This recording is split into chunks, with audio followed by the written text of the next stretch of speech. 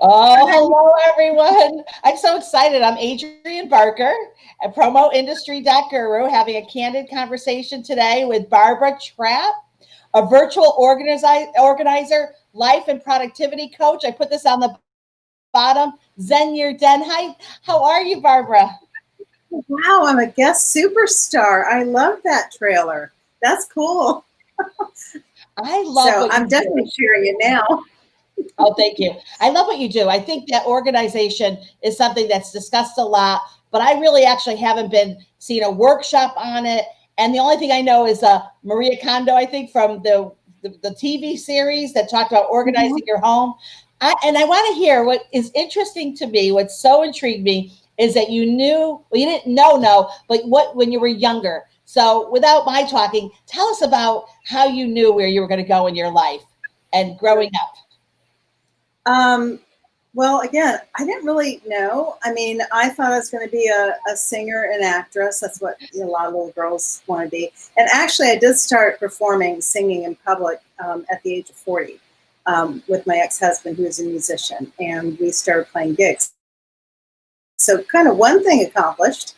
And I majored in music at Florida State, but from middle school on, I thought I was going to be a veterinarian. I mean, it really went all sorts of directions. I worked at animal shelters, but I was thinking back when I started my business a few years ago, some of the signs, like when my parents went out of town or a long day trip or something during the day, I'm like, I rearranged the furniture. And sometimes I kept it that way. I was like, no, this needs to go here. That needs to go there. And so, yeah, and a lot of time, my mom was a little frustrated, but, as long as I didn't mess with their room, she was okay. And then later in college, I was trying to decide a new major because I knew I was going to switch. And I saw somebody's filing system. And I was so impressed because that was a requirement of that major. So, and it was actually recreation management, which back then was called Leisure Services and Studies. So I graduated from Florida State with a BS in leisure. But nobody Wow. else has a degree like that. Yeah, BS in leisure. But the final project was to actually show our filing systems of how we'd organized all of our work. So I realized that I picked a major just based on the filing system.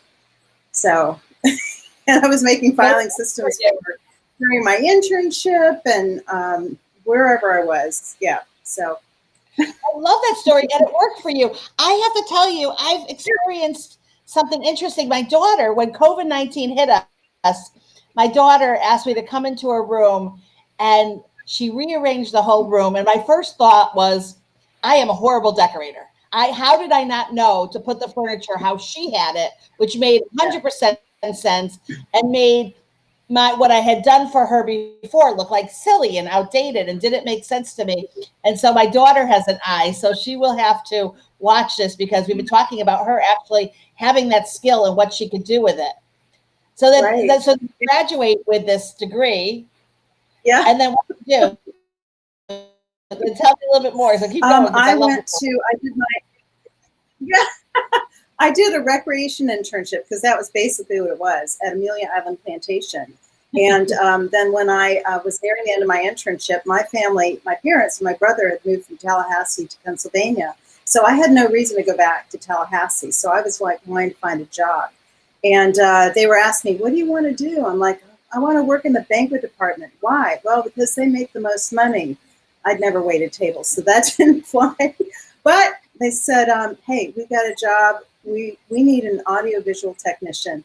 Somebody, we know you're a good organizer, so we need somebody just to organize the cords and the equipment.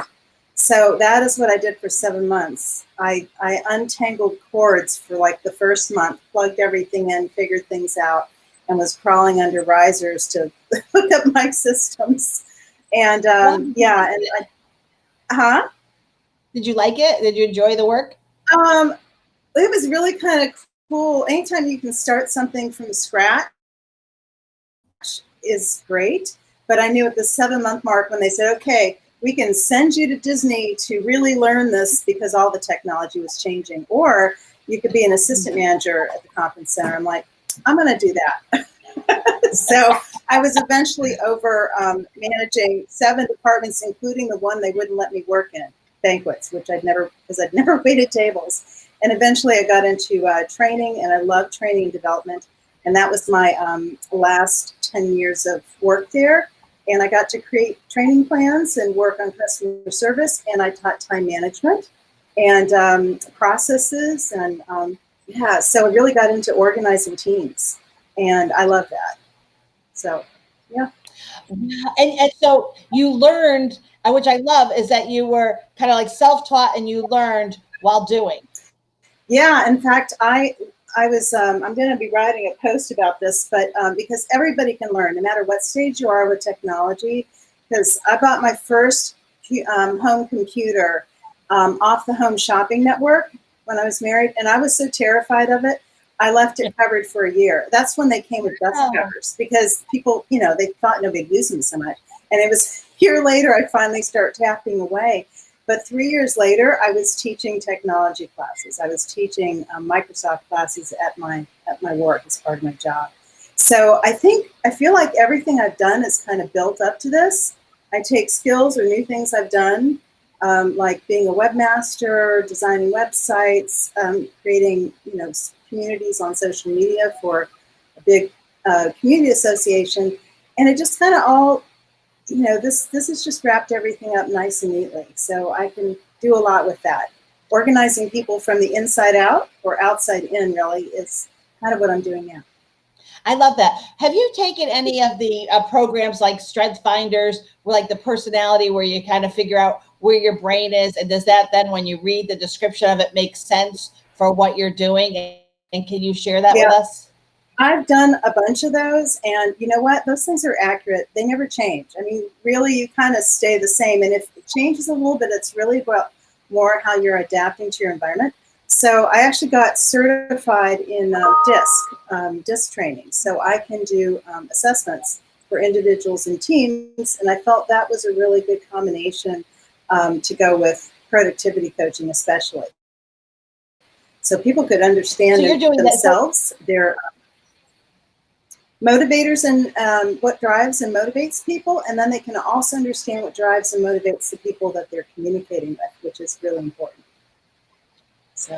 So Barbara, I have to tell you, I wish that I could have been born in a time where I could have worked with someone with you. So growing up in a family business, what happened for me is, and now that I know it, so to tell you what I am a strategic forward thinker. So I try to cut through the clutter. And so the way my brain works, and growing up in the family business, and honestly, there weren't a lot of forward thinkers. I used to call myself the 10th man because I had watched one of World War Z and realized, okay, there was a little section where I can't even think his name. Brad Pitt picks up a man and the man says, well, I'm the 10th man. I'm the person that you would have around the board. When everyone agrees with someone, I'm the one that comes in to kind of do the what ifs. And I'm like, that's me. I kind of found out about it in World War Z. Not even like a sisters. It's just when you were talking. And the thing is that I was perceived that nobody liked me. Like I was told, nobody can work with you. Nobody likes you. Nobody respects you. They couldn't work with me. And it was I just graduated from the Florida Institute of Public Leadership, lifelong learner, always having to learn, just like you said. Same here. So, and age doesn't make a difference. Yeah. And I took another test and it came out again. And I'm like, if I was in my 30s, being who I am, because a lot of it too is that you almost perceive. For 2 weeks ago, I knew I was planning on going up to Connecticut. All of a sudden it hit me in the middle of the night. I woke up. A lot of things come in the middle of the night. I woke up and I said, we're not going to be allowed to come into Connecticut. And I called my son and my girlfriend Dee, and I'm like, nobody's talking about it right now, but in a few weeks, Connecticut's going to say, yeah, we don't want Floridians because you guys are really bringing the diseases up. And I just had a feeling, and sure enough, they announced it yesterday. But one of the things too is, you can go. You just can't. Yeah, I could go. I'm not quarantined. For 2 weeks. But the thing is, when you're like this way, it's frustrating too, because you know something and you're so passionate about getting that information out, and then someone else is like, they just talk you out of it. And I don't know about you, but I'm not a told you so person. Maybe I was in the beginning of my life, but I don't do told you so. So if I could just, so what I want to try to say in my long-winded way of speaking is that get with Barbara and get to know, use the disc training. It's called the disc strength, whatever it's called. Yeah. Use it because it will help you to understand. And if you are younger, if you're in your 20s and 30s, I think it's really important. Know now, because it really affected me. And now I'm looking at it, I'm realizing, you know what, maybe they couldn't work with me. Maybe actually I am difficult to work with. I'm always saying what if. And another thing too, I worked in events for over 10 years. When you're in events and you're a forward thinker, even when your event is completed, you're still looking at ways that you can make it better. So it's like, you know, I didn't care about the balloons at an event. Anything little never bothered me. But what are the steps I could take? So I was always searching for that next step. And that's annoying to people too. And we're also seen as negative. Do you get that a lot? Like you're like negative? Yeah, and I taught a different format of this, but it was still 4 different types.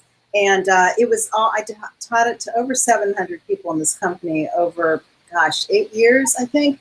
And again, people don't change, but the thing is, we need all 4 of those. We need them all. And we may be thought of as like negative or fence sitters or whatever, but I'm a certified associate in project management because I'm also a lifelong learner. And one of the things is risk management. So really, that's what we're doing. We're thinking it's not negative thinking. It's thinking, okay, what if this happens? What can we do to prevent that or fix it or make things go our way?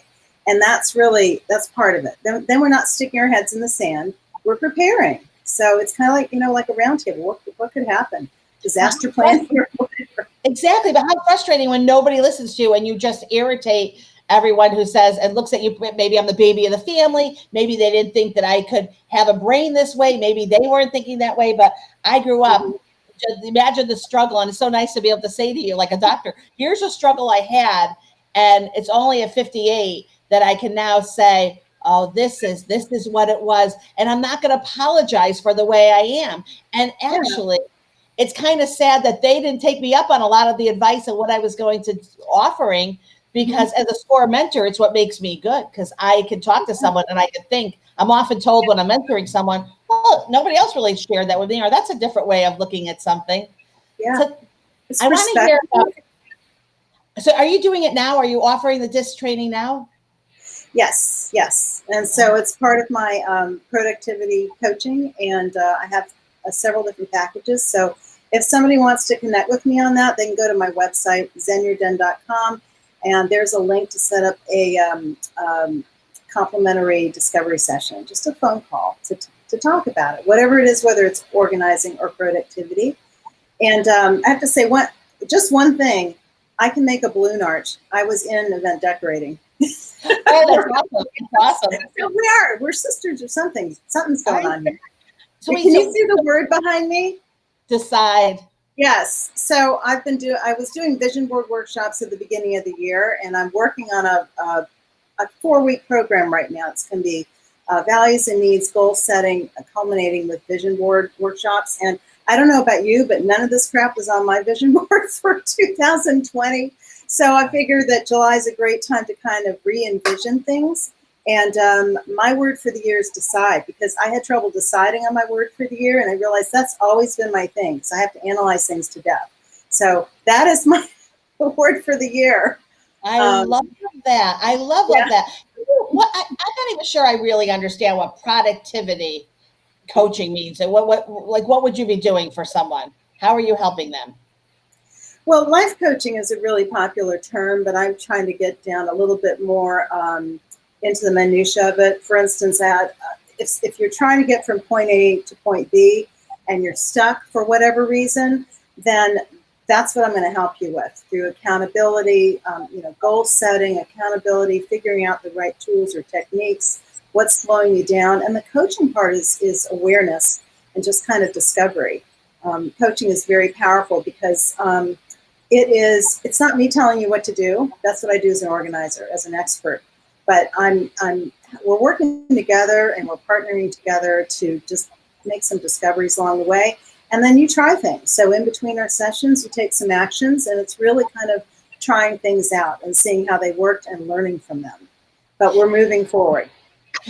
I could jump around with you because you are amazing. Another thing I noticed with my personality is that my belief system, and so I'm very responsible. And you kind of think everyone else is responsible. And when it comes to ethics, business ethics has always been important to me. And my own moral compass has always been strong. And I've always felt like what is wrong with me that I wouldn't walk by someone that was whatever they were for any reason on the ground, hopeless and helpless. I wouldn't just walk by them. Like there's things in my life that I just can't do. And I'm just now realizing that combined with being a servant leader. And I have to share this story with you. I came to Daytona Beach to open up my father's fifth art gallery. And I had hired a woman to be my art director. I didn't really know much about the art business. My father had it for over 20 years, and I was relying on his staff. And, of course, I'm going to pick up a book and, do everything I can to learn about animation art. But we were getting ready to hire a young man from the University of Florida. And I said to her, he's at a great age and we can mentor him. And I'm really hoping that the two of us, you and I, can really help and mentor him and have him grow. And she said to me, "Are you stupid? Why would I want to mentor him? I work for you, Adrienne. I'm not your person to mentor. He will work. I'll teach him. I'll train him, but I'm not here to help him grow. And what is wrong with you that you think that you're here to watch someone grow?" And Barbara, a whole year. This is why someone like you is so important. A whole year, I'm thinking to myself, what is wrong with me? Until I started reading. I'm going to be doing a servant leadership program on the Volusia Hispanic. As I'm reading it, I'm like, this is exactly what I always thought was wrong with me, but this is so what's right with me, is that I am a servant leader. I would rather, and so even in the family business and how I've always wanted to just, if you're an employee, I'm wanting to help you and help you succeed was always more important to me. Did the title fit? Like whatever it was, that was always my goal. Even more so than like, are you producing and making a ton of sales today? How are you feeling making the sales? And, what's success feel like? So I have to really implore people, and especially for the younger generations that's coming in, have them meet someone like Barbara, because if someone gave me Barbara when I was in my 30s, it would have changed my direction. I wouldn't even be, luckily I'm strong enough. Part of somebody like me. No, that's true. That's funny. Coaches always say that. But I do think that as we get older, we're able to really look. I always felt I was a self-reflector, but I'll be able to look and really see where I've become. But I worry about people because for years too, I just was so lost. Like I always felt like I was treading water.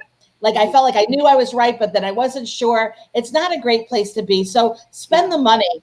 Spend the time to really get to know yourself. Have an expert do it. When you do these yourself, they don't give you that insight. So I really, really 100% believe in what you do. And when people, when they see organizing, are they thinking that you're coming in and like organizing their junk drawers for them? It's a combination of things. And I've been virtual since March 13th. That was the last day that I stepped into somebody's home on site anywhere. So I've converted my current clients to virtual organizing, and they thought, how's this going to work? So I've done presentations on it to explain. But one of the clients said, I think I like this better. And part of it is because I only see what they want me to see. We're very laser focused. So if somebody gets distracted, could it be ADHD, could be undiagnosed or whatever, we are laser focused. I can tell if they get distracted and go somewhere because they're off camera. But I've helped people organize their closets. They set me in a shoe, or I've been in a shoe pouch so I can look at the hangers and stuff.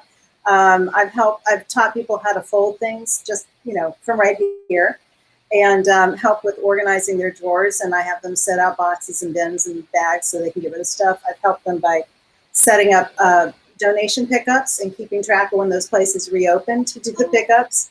And the big thing lately is filing systems. So I'm body doubling. I'm sitting next to them while they're going through paperwork and helping them set up this filing system. In particular, one I love that is it's like evergreen. They'll never have to set another one up again. So and it's working really, really well. So I got to ask, did you ever hire the student? I did, and we're very good friends. And what happened was she ended up about 2 months later saying something not very nice, something, you know what, and something I would never recommend doing if you're in your 50s. He had been climbing up and down the stairs all day, and he said he was going to go home. His legs were a little tired, and she made a comment like, "Oh, look at you! You're 37, and I got 20 years over you, and I'm healthy," or whatever she was saying. It wasn't nice. I don't have the greatest back, so I was like, I don't want her to say it to me. So the next day I called her and I said, that's really not like giving a lot of really good Not lifting. That's not uplifting. collaborations, not working together. You're bringing down the morale of the office. Like, could you not do that?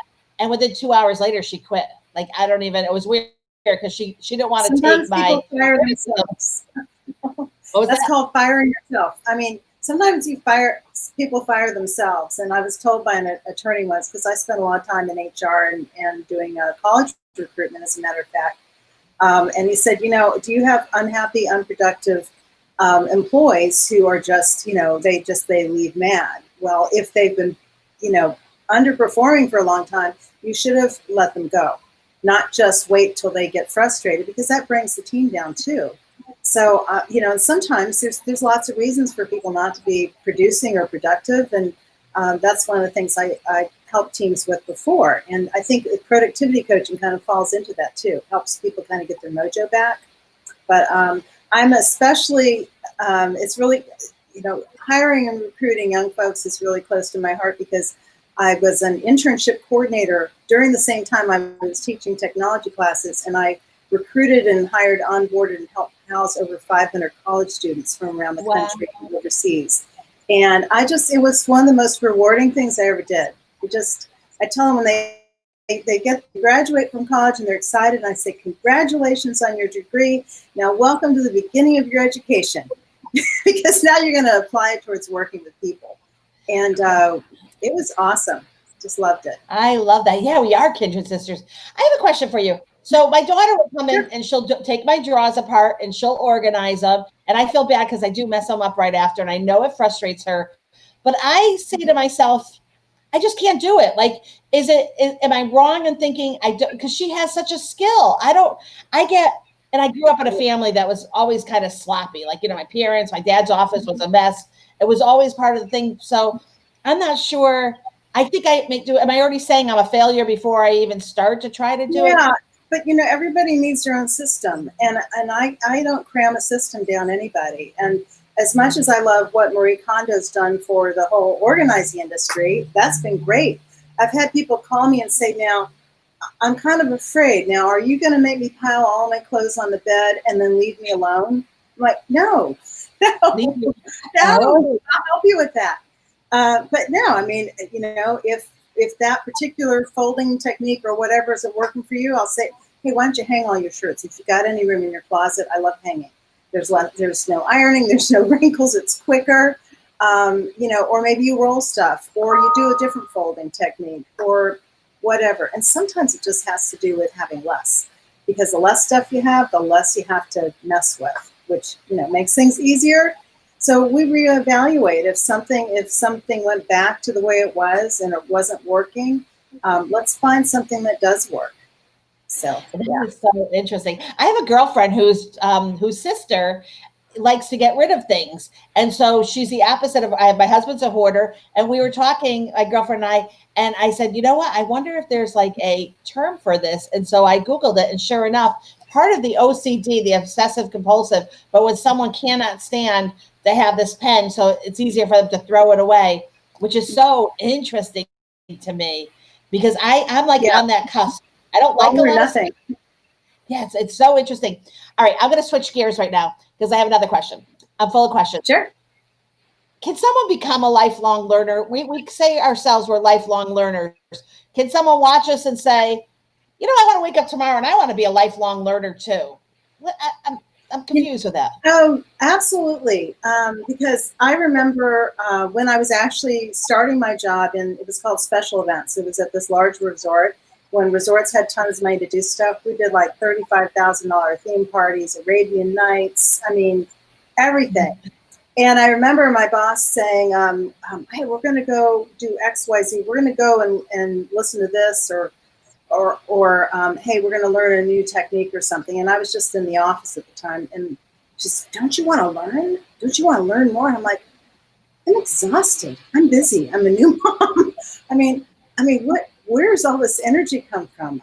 At the time, it was like learning is work. And I had, I learned before, but I was kind of overwhelmed. But it's all changed over the past, I don't know, 10, 12 years or so at least. And I know that in the last 4 years, I've read more than I have my entire life previous to that. So that's what actually helped me find this business. And, I think reading inspires you, whether you listen or you read a Kindle or hold a book or whatever, webinars and stuff. I think anything to just motivate you and get you going is good. But I firmly believe everybody can be a lifelong learner at any age, starting wherever. So I love that. Okay, so giving hope. All right. I need to read better than watching video. Like if it's a news or certain things, if I could read a transcript faster than the video, I will go for reading. And often sometimes when I'm reading, I just will space out. What is wrong with me? Nothing's wrong with you, but you can speed up videos. So I actually I looked at one of yours online, and I went to the settings and I sped it up because I didn't have much time, but I wanted to get the gist. And I sped it up to almost, I think, 1.75. So, and you can do that in Audible too, listening to books. Some narrators are faster than others. Some are slower. Some I have to slow down. And I love that feature. So, but I also know that if I want to really grasp it, I might be listening while I'm doing something mindless, like sweeping, cleaning, or making the bed or whatever. But if it's something that I need to pay attention to, I probably need to like sit or something, and then maybe occasionally make a note. But just play around with it. See which one works for you. I kind of alternate, but I really am more about I'm more about audio. So okay, interesting. I also don't know if I just get annoyed with a 12 or 14-second video, the ad in the beginning. Oh yeah, just tune that out and skip it as soon as you can. But yeah, you can go to settings, bottom right. It's a little gear shift, and look at the speed. Yes, so and you're fun to listen to at like 2.0. That's oh my God, I can imagine. Wow, I had to turn it back down a little bit. Not that you can talk too fast, but again, I was trying to get the gist in a short amount of time. I love that. So COVID-19 hits for you in March, and then you pivot. Were you doing any virtuals before that? No, and it's funny because one of my 2020 goals, and I'm like, I need to be careful what I wish for, because one of them was, okay, I did more traveling last week. A lot of it was my father passed away. He was just getting into hospice. I drove to and from Pennsylvania at least 4 times last year alone. Wow. Took one trip out, 2 trips out west just for kind of fun, or just, in the area. And I thought, okay, I can't go anywhere now. I got to buckle down, and this is my year, and I want to go 30 to 50% virtual by the end of the year. So nothing like hitting your goal in the first quarter. So I'm not traveling. And I immediately had to pivot and think, okay, how exactly is virtual going to work long term? So I've got a great little cheat sheet it's a prep checklist that I give to my new clients, and it tells them, what to prepare for, to put your phone on, charge it up, have a long cord ready, let friends and family know what's going on, turn off notifications, lots of stuff like that. Even how to prop up your phone with homemade gadgets or other cheap fixes. So, and like if I'm helping somebody with digital organizing, find your passwords, or we're going to help you set up a password management system, because that is what usually happens when we start working on digital organizing. Is I don't know what's my password. Oh, digital organizing, like not 100 windows open and 100 desktop icons. That's not normal. Well, that, but also like when you save something, where's it going? Is it really saved? Is it backed up? Are they sorted so you can quickly find them? Because that's the key, is finding something quickly. and also knowing where to put it. So actually, one of my last blog posts was on password management systems. So you can see that on my website as well. And, I love that. So that don't have the same because I'm the worst with passwords. Wait, I want to go back to something. I don't understand. When I'm going to call this person out. When I was working in my family's business, my dad's secretary would consistently send me like invoices and copies, and she would never change the name. So she would send me, so I get 1, Z, 2, 3, 4, 5, 6, 7, 8, 9, X, Y, Z. And I'm like, so I'd have to open it up. And then, of course, I'm having to change it. And I'm thinking, why is she not changing it when she's saving it in the first place? So I think that's an important thing. So for me, if I'm going to send someone something, I'm not going to just send them a blank file. I'm going to give them a title to it because now they've got the work to do. So I don't in business, that's like almost like a no-no because it shows like a total lack of like really not caring if I'm just going to send you invoices and I send you 10 of them and not one of them have anything but a random set of numbers. How is that helpful to anyone? Yeah, that's confusing. At least having dates on them or something. Because so file naming protocol is something to help people with too, because it's really the number of spaces used or hyphens or whatever. You got to be really careful with those and make it simple but clear so that they sort the way you need them to. So and I'm not reading it, but she would have it would have been a huge deal for me to just have done it. Someone had to do it. So, some of the things like that I know myself that I've learned growing up, like in business, I say growing up, but I mean like business growing up, is I don't always have to have the last word.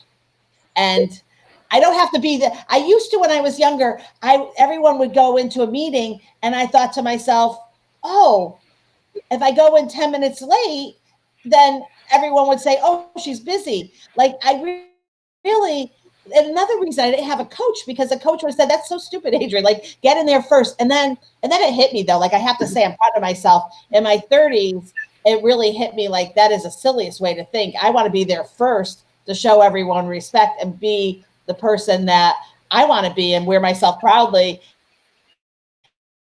and be the example, not the bad example. So any other bad examples that you see that you can help correct when you think about it? I don't know. Examples. Habit building, we discussed that as well.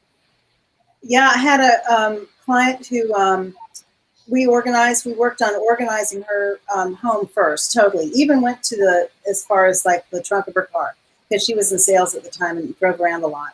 But afterwards she said, okay, now I want to hire you as a coach so you can help me keep this way. So we were working on habits, like, okay, now that she has it all cleaned up, what habits is she going to develop? And one of them was cleaning all the dishes before she went to bed at night. So when she gets up in the morning, who did this for me? I call it like night me and morning me. So what did night me do for me this morning? Oh, look at that. How nice. And then morning me makes the bed, which I think is an important way to start the day. So then at nighttime, like, oh, look at this. It looks so nice. But we also worked on things like, okay, 10-minute tidy in the morning worked for her, sometimes more than anything. She also wanted to start meditating. So we kind of worked on some of these habits, but really the first thing we ever did was just, where are you going to hang your keys every day? And she got a hook by the door and just practice one new habit at a time. And eventually you start linking together. I'm like, okay, I'm going to hang my key up here. I'm going to put my purse over here. So now we've stacked or connected those habits. And it's always easier to add a new habit if you can add it on to another one that you've already got fully ingrained. Ooh, so it's all about getting rid of bad habits, replacing with new, better ones. So regarding the dishes at night, you don't have a 14-year-old in your house, do you? No, I got to say, I don't have anybody, no kids in the house now. I have a wonderful daughter. She's 26, out of the house. And so, yeah, free.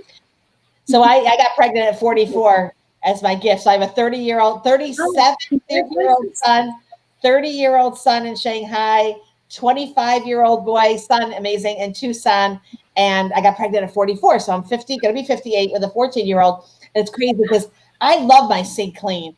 And then all of a sudden, like I wake up in the morning, I go to bed, it's always clean. I'll wake up in the morning and like she'll made herself eggs or steak and the mess is right there. And I'm like, ooh, I'm going to tell her after she watches this that morning mom is never happy. Morning mom and nighttime mom kind of clash because I'm like, what's going on here? And even though it only takes a few minutes to really clean when you keep it up, I was at someone's house when they cook all the time and then they leave such a mess and go to bed. And I'm not even like Miss Clean, but like to me, I can't do that. I need everything organized. And Alana and I and my husband, we've moved a few times, so Yeah. I don't have a real sense of love. I love the artwork behind me. You know, I love certain things I love, but I don't need a lot of things. And we moved to China in 2018, and we got rid of everything. So I know what it's like to get rid of everything. And honestly, there was nothing I really missed. And now as we kind of rebuild, just, you know, things that are more collectibles that, you know, come from my parents. I lost both my parents. Now I'm an orphan, but no, they lived till like 90. So it was amazing. Yeah. I like that, but I literally could just pick up and move and like have a couple of clothes that I like. And that's it. It's weird. I don't have, there's real freedom to that. There really is. And not everybody wants to go totally minimalist, but just to have what they want and need and nothing more. And getting to that point, if you're going to move, always organizing before the move. It's so much better on the front end than the back end when you're opening up all these random boxes and then having to make decisions and put everything away. It definitely makes it a little bit harder. So one thing I've been doing also is virtually again is I've got a couple clients who've dealt with parents that passed away and then have estates that they've got to clean up. So to help them with that, I've been working with them to create a plan for when they go to that place. What are they going to do? Researching all the contractors they need for, you know, housekeepers, carpet, upholstery cleaners, window washers, gutter cleaners, landscapers, all this stuff. Give them several people to call for each, do a lot of research on their ratings and stuff. And then at least they have a plan and we kind of map out what's going to happen that week that they're there doing all that. So they can, you know, feel that they're fairly organized or know what to do, even down to, you know, finding a place that will pick up their discards or whatever. So, but hey, I've got a personal question to ask you. Yeah. Are you an innie or an outie? My belly? No, I'm kidding. This is a question I ask people when we're doing an intake. And really what it means is some people like to have things inside drawers, inside closets, in desk cabinets. Others need things out where they can see them and be inspired. So I'm are you married to an outie? I'm an innie married to an outie, and it's like exactly. It's a little stressful, isn't it? So yes, there is conflict when innies and outies share spaces together. But if you're already recognizing it, I mean, that's a style. And also some people you can be hypersensitive to visually to clutter, meaning you can't stand it, it drives you nuts. Or you might be hyposensitive, which means you don't even notice it. So there's some people who don't see clutter. It's not that they're meaning to be messy or anything.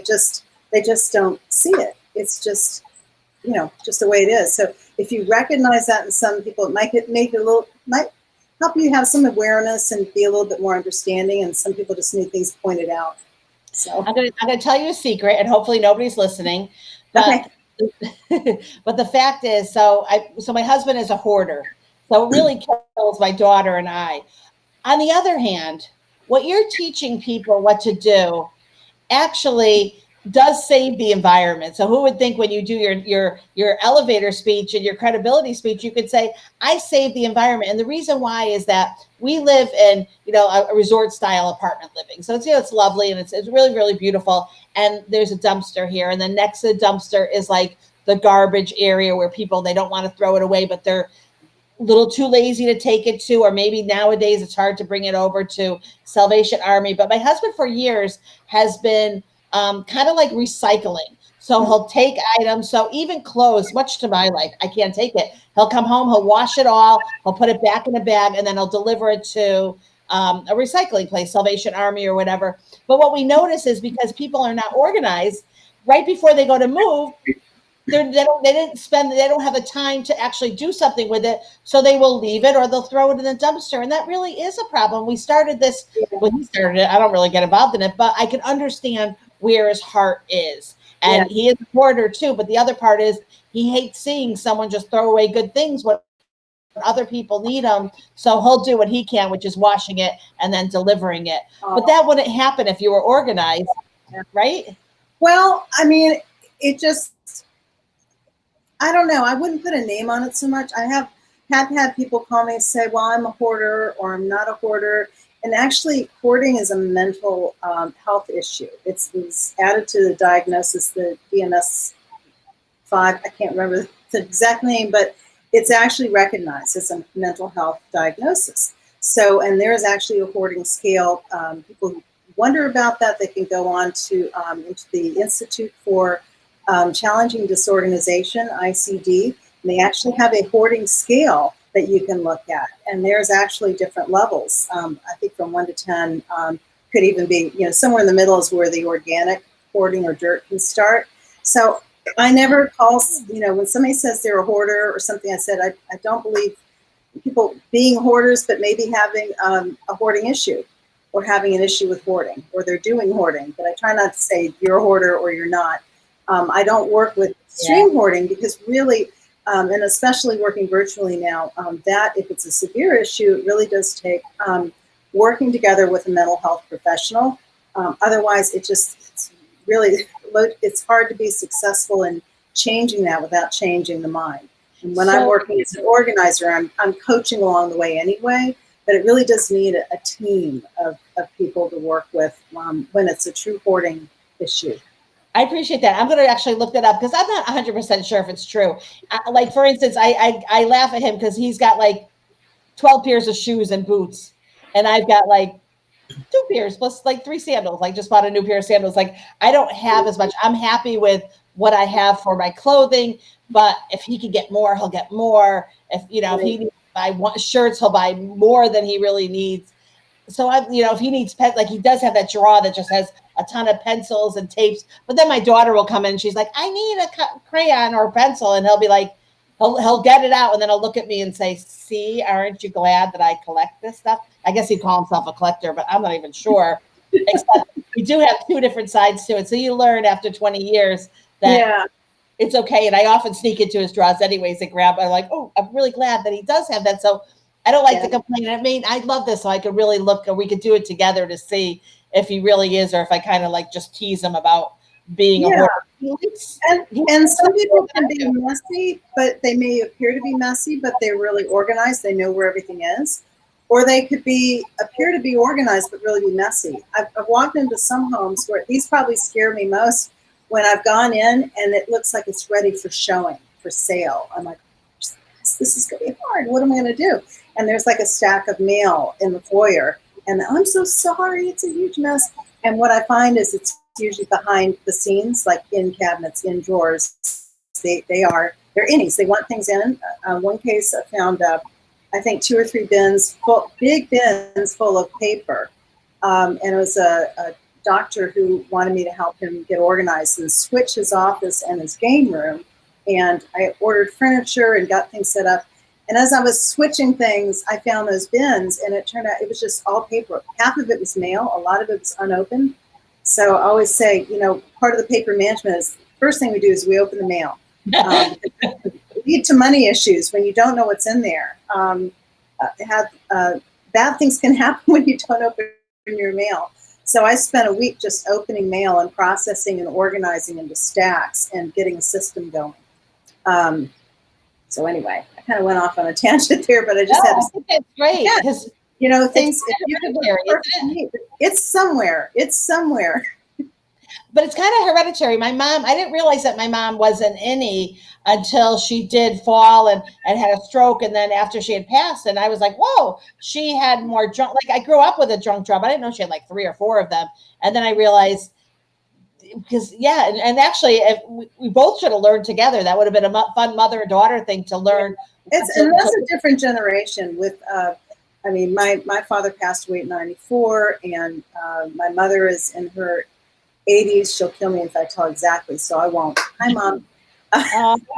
But those generations, they grew up, saving things and reusing. I mean, I know somewhere in my mom's house there's a sock darner. it looks like a mushroom. It's a wooden thing. I mean, and used to iron everything and darn socks, and I'm never going to darn a sock. Be lucky to sew on a button. That's I'm the worst too. It's funny that we have the same. I don't sew, but my husband does though. He'll sew the buttons. He owns a sewing kit. He irons. I don't understand why anyone would iron when you could actually spray your clothes with wrinkle release, shake them, hang them, and they look better than if I iron, I'll burn it. So I don't, but that's so funny. I love that. So you really get to the bottom of what someone, you're very well-rounded, Zen, you're dead. You've got like a perfect, you've got enough, really. What you're doing is great. Oh, thank you. It's fun. There's a lot of variety. I'm never bored. I'm sure, and you're and the relief that someone feels. You really could say that you allow someone to become stress-free, because there really is something to having a house that's picked up and you can find things. That is a lot of the stress. A lot of people during COVID-19 were doing it themselves. Were you busier then, even doing it virtually, than you were actually live? Not so much. I mean, it would have been an awesome opportunity to jump in, but I was still figuring out some of the logistics, technology, and taking care of my current clients as well, and then spreading the word about virtual, and just trying to get more information out there. But I was not ready at the time to put together a humongous group to get going. But I want to say that one reason that some people say, so what, pick organizing or productivity, which one? You're supposed to have a niche. But they work really well together, because I found, and that's why I say really organizing from the outside in, when people are surrounded with a disordered, exterior environment, it's hard to focus on a passion. And I know I've had a lot of clients who had something they wanted to accomplish, but they weren't going to let them do it. They couldn't do it until they took care of their piles or, whatever it is, or finally got their guest room emptied out. And I have a whole other set of opinions on guest rooms. But once they get that done, then they allow themselves to pursue a passion. So one client where we downsized her house, moved her into a new place. She also had to downsize a parent's estate, do all the taxes, communicate with attorneys and accountants on all the paperwork. But once all that was done, she's halfway through writing a book. And that was one of her passions. And another one who wanted to build those habits, and she wanted to find a new job. She wanted to build a career in real estate. So I coached her through the process of getting through the real estate exam and just buckling down on the book and the learning. And, that worked really well. So she's a realtor now. So good. Well, procrastination is a course all in itself too. Oh yeah. I think I practice productive procrastination pretty frequently myself. I get lots done when I have something else looming, but I've also found that when I set a hard date that, I get things done. So that's why sometimes I'll set a presentation date and I know, well, I'm going to have it ready or tweaked by then. So yeah. There's nothing like a good feeling of accomplishment. I think accomplishment's like a delicious cup of coffee. You can really enjoy it after the work is done. I give myself, I love this new show called Politician on Netflix. I love it. And that's like, okay, so when everything is done, then that's what I do it. So I try not to watch TV. Alana, come here. I want you to meet someone. I want my daughter to meet you. I think she'll get a kick out of it. So, I'm very excited. I'm speaking at an event called Elevate in Daytona Beach. So I have rehearsal. Alana, come here, honey. That's cool. Come here. Alana, I'm talking to, she's 14. I'm talking to this beautiful woman. Her name is Barbara Trapp. And come say hello. Just come. No, but she doesn't see you, honey. Oh, gosh. I want you to watch the video. I get it. Videos about organizing. Nothing like being put on the spot, right? Put all the time, and every single time, nothing changes. The definition of insanity, right? I'm consistently trying to get her on. And but anyway, so thank you so much for your time. I love this. Let's talk about doing a SCORE workshop. You are amazing. And this is conversation people would like. And I think that I'm glad that you and I are on the same page for next generation, because we really do want to help them. There's so much that I know for myself that would have changed me. And we're never too old. So, and I really took a lot out of this. This is a really great. Thank you for your 48 minutes. No, I'll tell you 49, 42. You're Oh, awesome. cool. Yeah. Oh, no. Hey, I used a score mentor too. I benefited from that when I was first starting my business because I didn't think I'd ever start my own business, and it was really helpful. So pointed me in the right direction. So thank you. I love that. That is a great testimonial too. Yay. All right. So we'll talk later and okay. have a great rest of the day. And thank you so much. This is live on Facebook thank you for liking me on Facebook. I look forward to hopefully meeting you. You're just a short skip and a jump in Jacksonville. That's nothing, right? Are you still in Jacksonville? I know. It's not, yeah, it's not far at all. Not far at all. So I hope to meet you, especially when COVID-19's out and maybe there's an event or something that I could do. But otherwise, you and I will talk virtually on the workshop and have a great rest of the day. Thank you so much. Thank you. You're welcome. Thank you.